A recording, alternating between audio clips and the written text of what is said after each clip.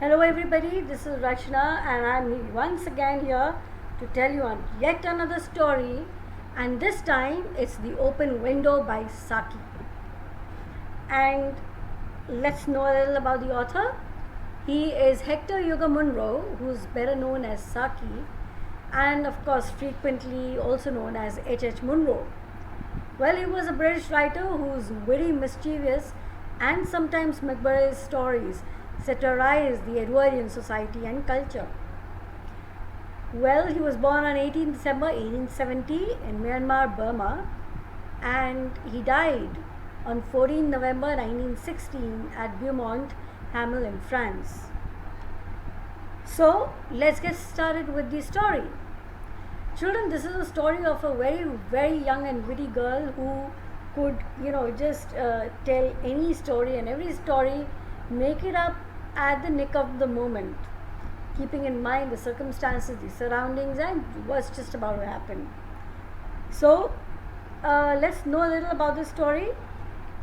Saki's short story, The Open Window, tells the tale of Mr. Frampton Nuttall, who, on the advice of his doctor, travels to a village to effect a cure for his nervous condition. Nuttall's sister has previously lived in the area and provides him with a letter of introduction to present to the proprietor, Mrs. Sapleton. When he arrives, Sapleton's niece, Vera, she entertains him while he waits for his host. Now, come to think of it, children, that a person who's come for a cure of his nervous system is met by a witty storyteller. What must happen with him? Okay? Vera has a vivid imagination and enjoys weaving stories of her own amusement. Her latest victim is no exception. The tale she weaves about her family is fantastical, and Nuttall falls for it hook, line, and sinker. And she starts. Well, years ago, Mrs. Sapleton's husband and her two brothers ventured out to hunt and were drowned in a swamp. But before that, she says, do you know many people around here? Just to get a very clear picture of who her next victim was.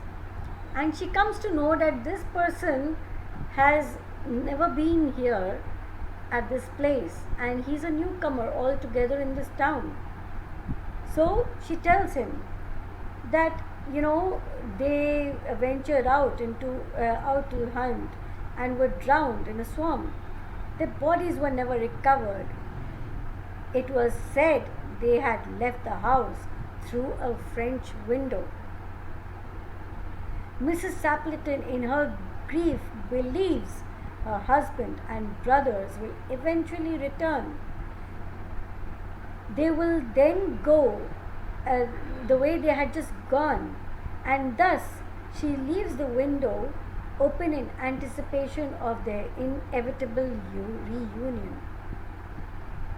When Sapleton finally joins them, Nuttall tells her of his nervous condition, explaining the reason for his visit and the doctor's recommendation that he avoid overdue mental exertion. He is deeply disturbed by Sapleton's confirmation of Vera's story, and he thinks within himself that if his sister had actually given him the letter of advice to the right person, because right now, having got to know the story about the three men, the way they had gone for hunting with their dog and the way they would return. So you see, actually what happens is that this little girl, she tells him minute details like the way they went out whistling and the way they used to come back whistling, singing a song, and the dog just at the foot of his master walking along. So his concerns turn to horror when the three men finally appear. reappear. And he, having known that they had actually drowned in the swamp and they had never ever returned, their bodies were also never found. So, this was like really horrifying when he actually sees them returning. And over there, both Mrs. Sappleton and Vera, they were both sitting right over there with our, you know, our guest. So, what happens to Mr. Nuttall? See, when he sees them return, he thinks them to be some ghost, and further, he's petrified by Vera's horror at seeing the men approaching the house. He flees in terror. Now, come to think of it, that somebody who's just told you that particular story, and those people, they just come in front of you, and instead of looking at the storyteller's face and seeing a mimicking face or a laughing face, you see a face which is shell shocked. What would happen to you? Wouldn't you just run away? And this is really what happens. Vera, however, further perpetuates her tale, telling the men who are puzzled at the fleeing Nuttall that he has run due to an unnatural fear of dogs. And here, yet again, she weaves another story, right? And she says the tale is revealed to the reader to be a hoax when the three men have indeed gone hunting. They left the house only that day. They stumble into the somewhat awkward situation and discover the truth of what happened.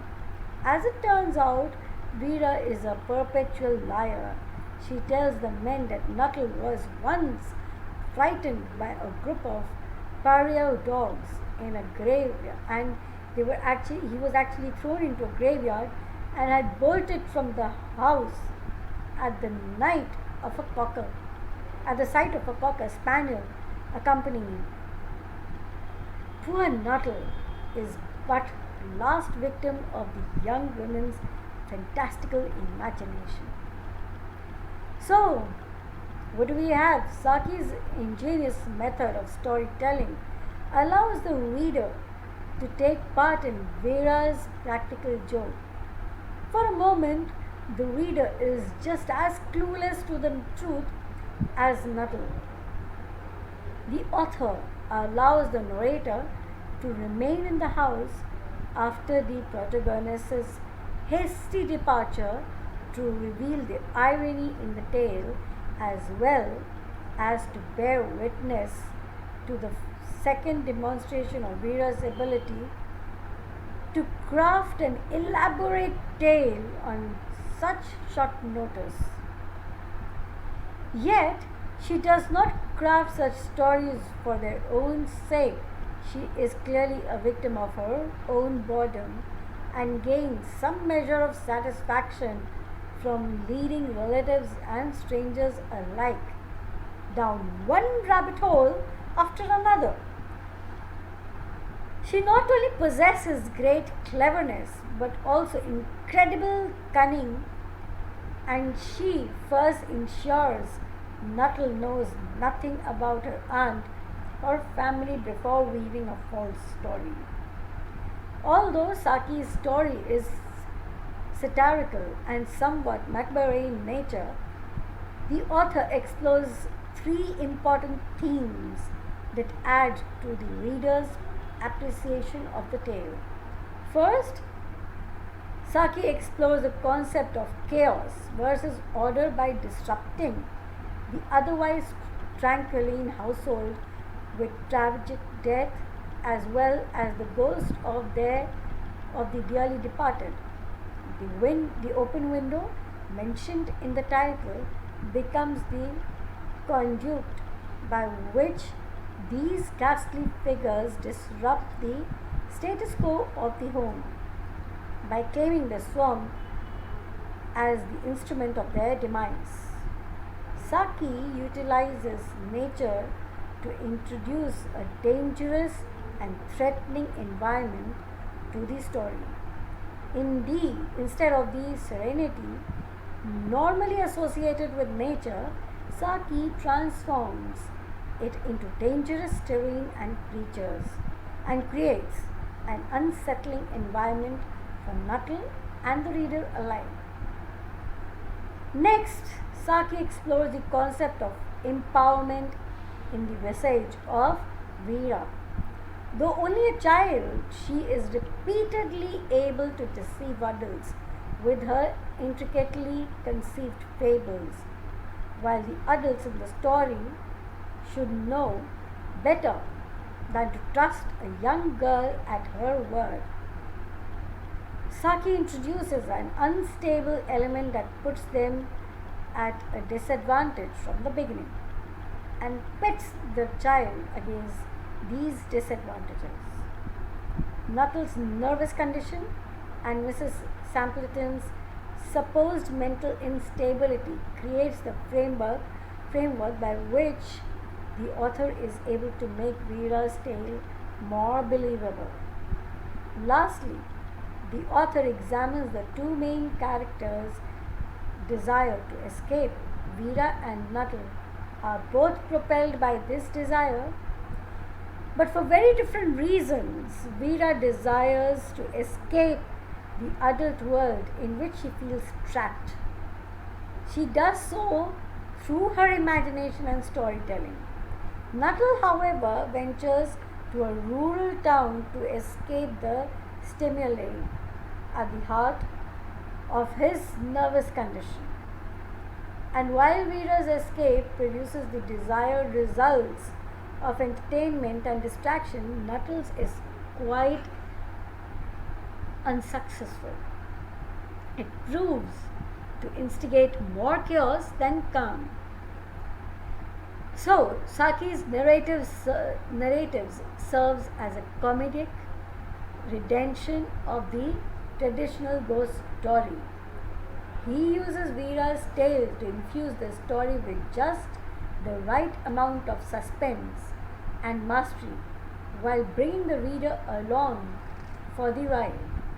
Ultimately, the reader is duped along with Nuttall as the tale turns out to be a masterfully devised prank by an imaginative girl with far too much time on her hands. So, you see, children, this is what our story is all about. Trust me, you would enjoy it along with reading the real story. So, happy reading, enjoy yourself, and take very good care of yourself. See you until next time. Bye bye.